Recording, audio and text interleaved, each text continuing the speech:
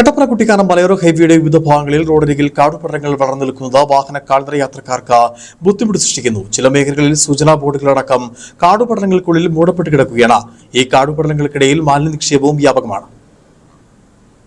കട്ടപ്പന കുട്ടിക്കാനം മലയോര ഹൈവേയിൽ ചിന്നാർ മുതൽ ഏലപ്പാറ വരെയുള്ള റോഡിന്റെ ഇരുവശങ്ങളിലുമായാണ് വലിയ രീതിയിൽ കാടുപടലങ്ങൾ വളർന്നു നിൽക്കുന്നത്. കാൽനട യാത്രക്കാർ കടന്നുപോകുന്ന ഭാഗങ്ങളിൽ റോഡിലേക്ക് കയറിയാണ് കാടുകൾ വളർന്നു കിടക്കുന്നത്.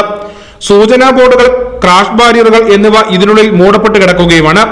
വാഹന ഡ്രൈവർമാർക്ക് ഇത് വലിയ പ്രതിസന്ധി സൃഷ്ടിക്കുന്നുമുണ്ട്.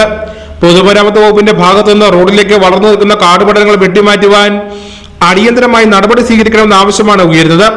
മഴക്കാലത്തിന് മുന്നോടിയായി കാടുപടലങ്ങൾ വെട്ടിമാറ്റുവാൻ പൊതുമരാമത്ത് വകുപ്പ് കരാർ നൽകുന്നതാണ്. എന്നാൽ കാര്യക്ഷമമായ രീതിയിൽ റോഡരികിൽ വളർന്നു നിൽക്കുന്ന കാടുപടലങ്ങൾ വെട്ടിമാറ്റാത്തതാണ് ചുരുങ്ങിയ നാളുകൾക്കുള്ളിൽ വീണ്ടും ഇവ പടർന്ന് പന്തലിക്കുവാൻ കാരണമെന്നും ആളുകൾ ചൂണ്ടിക്കാണിക്കുന്നുണ്ട്. ഈ കാടുപടലങ്ങൾക്കുള്ളിൽ മാലിന്യ നിക്ഷേപം വ്യാപകമാണ്. വലിയ തോതിലാണ് വിവിധ മേഖലകളിൽ മാലിന്യങ്ങൾ കൊണ്ട് നിക്ഷേപിച്ചിരിക്കുന്നത്. മാലിന്യങ്ങളിൽ നിന്നുമുള്ള ദുർഗന്ധം ഇതുവഴി കടന്നുപോകുന്ന വാഹനയാത്രക്കാർക്ക് വലിയ ബുദ്ധിമുട്ട് സൃഷ്ടിക്കുന്നുണ്ട്. കൂടാതെ സാംക്രമിക രോഗങ്ങൾ പടരാനുള്ള സാധ്യതയും ആളുകൾ ചൂണ്ടിക്കാണിക്കുന്നുണ്ട്. Idukki vision news, Peermade.